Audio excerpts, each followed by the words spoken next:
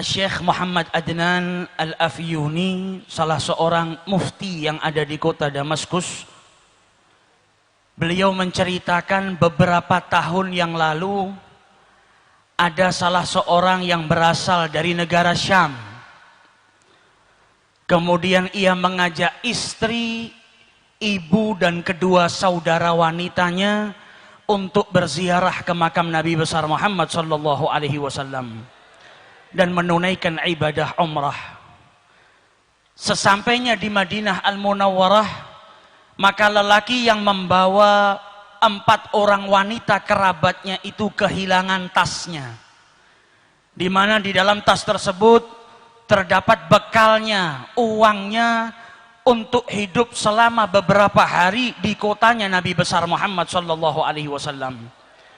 Maka sebagaimana mestinya setiap orang yang tinggal di negara orang asing, tidak kenal dengan siapapun, dan ia kehilangan hartanya, dan saat itu ia membawa sanak kerabatnya, pastilah dalam keadaan bingung, dalam keadaan gelisah.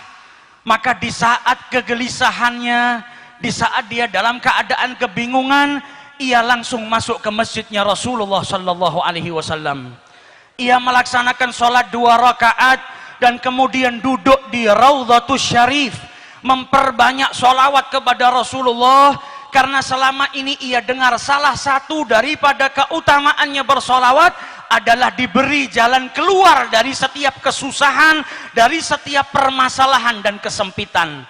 Ia pun berulang kali bersolawat kepada Rasulullah, dan saat itu berada dekat dengan jasad sucinya Nabi besar Muhammad sallallahu alaihi wasallam. Sambil keletihan dan kegelisahan yang terus berkecamuk dalam dirinya, ia pun akhirnya tertidur sesaat. Di dalam tidurnya ia ditakdirkan oleh Allah bermimpi dengan junjungan Nabi besar Muhammad sallallahu alaihi wasallam.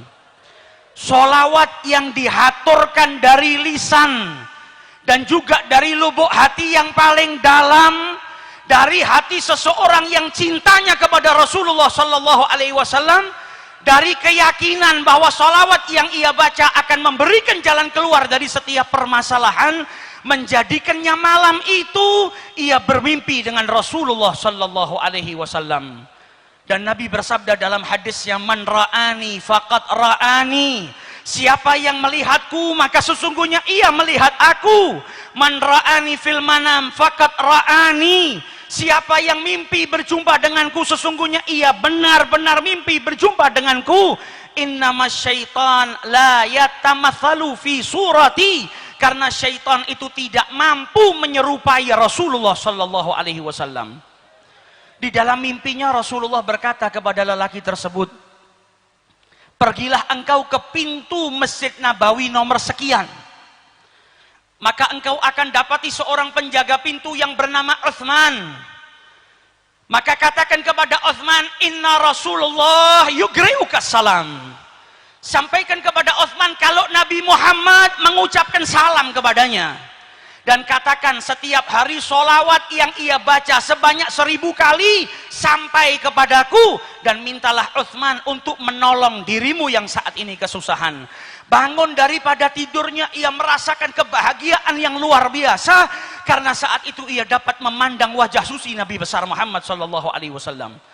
Seseorang yang dari rumahnya, dari negaranya yang jauh, ia habiskan bekalnya, hartanya, waktunya, uangnya untuk berziarah ke orang yang paling ia cintai, dan sesampainya di sana ia ditakdirkan untuk berjumpa dengan Nabi besar Muhammad sallallahu alaihi wasallam. Ia pun pergi ke pintu yang ditunjuk oleh Rasulullah. Sesampainya dia di sana, dia bertanya kepada para penjaga kota Madinah, afikum Utsman, adakah di antara kalian yang bernama Utsman? Maka salah seorang daripada mereka berkata, hadza Utsman, itu Utsman yang kau cari. Maka ia pun mendatangi Utsman seraya berkata, inna Rasulullah yugri'uka salam, Nabi ngucap salam kepadamu. Dengan bukti kalau Nabi itu mengetahui sholawat yang kau baca setiap hari sebanyak 1000 kali. Kenalkan, namaku adalah Abu Adib. Aku datang bersama 4 orang wanita daripada keluargaku. Hartaku kecurian dan Nabi minta engkau membantuku saat ini. Maka si Uthman berkata, ini ucapan gak pantas kita bicara di sini. Mari masuk ke dalam kantor saya. Sampai di dalam kantornya ditanya, ma qissatak, bagaimana ceritamu ini kok bisa sampai ke sini? Apa yang kau alami? Diulang lagi ceritanya. Rasulullah menitipkan salam kepadamu. Namaku Abu Adib, aku kehilangan harta. Maka Uthman berkata, ini cerita gak pantas diceritakan di sini. Ikut saya naik mobil ke rumah saya. Di mobil ditanya, bagaimana ceritamu? Maka dijawab, aku Abu Adib, aku datang ke sini dengan saudaraku, dengan ibuku, dengan kerabatku. Uangku hilang, aku mimpi berjumpa dengan Rasulullah. Ia menitipkan salam kepadamu. Sampai di rumahnya duduk, ditanya kembali, diceritakan kembali. Kata Uthman, kalau begitu kita makan terlebih dahulu. Selesai makan ditanya, bagaimana ceritanya? Diulang lagi ceritanya. Setelah itu ditanya lagi, bagaimana ceritamu? Maka Abu Adib pun berkata, saya tidak akan menceritakannya lagi kepadamu. Sudah 10 kali saya ulang-ulang cerita ini. Kalau kau percaya, bantulah saya. Kalau engkau tidak percaya, maka izinkan saya pergi dari tempat ini. Maka dijawab oleh Uthman, laqad saddaqtuk min marratil ula. Saya sudah percaya dengan ceritamu dari pertama engkau bercerita kepada saya. La ya'lamu ahadan inni usalli alaihi alfa marrah kulli yaum illa alladhi akhbaraka bidzalik. Karena tidak satu pun dari manusia ada yang tahu kalau saya bersolawat kepada Nabi Muhammad setiap hari 1000 kali, kecuali yang mengabarkan hal tersebut kepadamu, yaitu Nabi besar Muhammad SAW. Akan tetapi saya berulang kali bertanya kepadamu bagaimana ceritanya, karena saya merasa bahagia ketika mendengar Nabi Muhammad mengirimkan salam kepadamu. Dan saya ingin kalimat itu terus diulang-ulang, didengarkan di telinga saya. Kebahagiaan yang luar biasa ketika saya setiap hari bersolawat dan salam kepada beliau. Tiba-tiba saya mendapatkan keberkahan, Nabi Muhammad mengirimkan salam kepadamu. Saya bertanya berulang kali bukan karena tidak percaya, tapi telinga ini ingin terus mendengar nama Nabi Muhammad SAW, dan telinga ini terus ingin mendengar kalau Nabi Muhammad mengutarakan salamnya kepadaku. Ambil apa yang kau inginkan.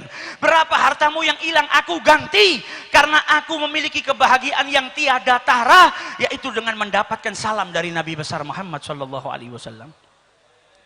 Malam hari ini kita yang datang ke majelis ini, dan adanya majelis Az-Zahir atau majelis-majelis sholawat yang lain, tak lain ingin mengajak kita bersama-sama untuk menambahkan rasa cinta kita kepada Rasulullah SAW. Kita ingin seperti Uthman, ketika mendengar nama Rasulullah, hatinya bahagia, bergetar. Kita ingin mencintai sesuatu yang mana jikalau sesuatu itu dihadapkan di depan kita dan didengarkan di telinga kita, maka kita mendapatkan kebahagiaan yang luar biasa, sebagaimana kebahagiaan yang didapatkan oleh para pendahulu kita ketika mendengar nama Rasulullah Sallallahu Alaihi Wasallam. Bukan hanya kebahagiaan yang mereka dapat, tapi tak sedikit dari mereka yang detik itu juga minta dicabut nyawanya oleh Allah Subhanahu Wa Taala karena kerinduan yang mendalam kepada Nabi besar Muhammad Sallallahu Alaihi Wasallam. Maulid yang kita baca ini, hampir setiap malam kalau kita hadir majelis Az-Zahir, dibacakan Maulid Simtud Durar, ditulis oleh Al-Imam Al-Habib Ali bin Muhammad Al-Habashi, tashwigan lis-sami'in. Kita diajak baca sejarah Maulid Nabi, kita diajak menyandungkan gosidah, pujian-pujian kepada Rasulullah, agar apa? Setiap hati umatnya ini merasa rindu ketika nama nabinya disebutkan. Kalau kita belum merasa rindu, belum merasa bahagia ketika Nabi Muhammad namanya disebutkan di hadapan kita, itu tandanya cinta kita masih lemah. Karena ketika kita mencintai harta, di saat kita kesusahan kayak apapun, kita mendapatkan harta yang berlimpah, maka kesedihan, kesusahan, bahkan penyakit sekalipun akan hilang dengan sesaat. Karena kita dapat uang yang banyak. Ini manfaatnya kalau kita cinta kepada sesuatu, maka sesuatu itu bisa memberikan kebahagiaan kepada kita.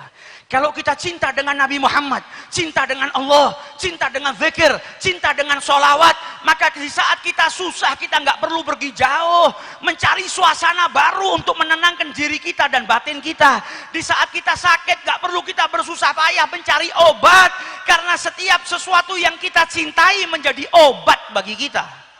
Bahkan Nabi Muhammad di saat duduk dengan para sahabatnya, kalau mau bahagia karena beliau cinta dengan sholat, maka beliau berkata kepada Bilal, arihna ya Bilal, kumandangkan azan, bahagiakan kita dengan melaksanakan sholat. Datang waktu sholat menjadikan Nabi bahagia. Begitu juga dengan para ulama, bukan hanya kepada Nabi Muhammad, kepada gurunya saja mereka mendapatkan ketenangan. Al-Habib Ali bin Muhammad Al-Habsyi, penyusun maulid ini, kalau sudah sakit yang luar biasa, dia panggil putranya yang bernama Muhammad. Wahai Muhammad putraku, bawakan cerita guruku Al-Imam Abdullah bin Husain bin Tahir. Ketika dibawakan kisah gurunya Al-Imam Abdullah bin Husain bin Tahir, maka seketika itu juga sakitnya hilang, kegelisahannya hilang, kegundahannya hilang. Karena dibawakan kisah orang yang dia cintai, yaitu gurunya. Apalagi dengan manusia yang paling mulia, yaitu junjungan Nabi besar Muhammad sallallahu alaihi wasallam. Sallu ala Nabi.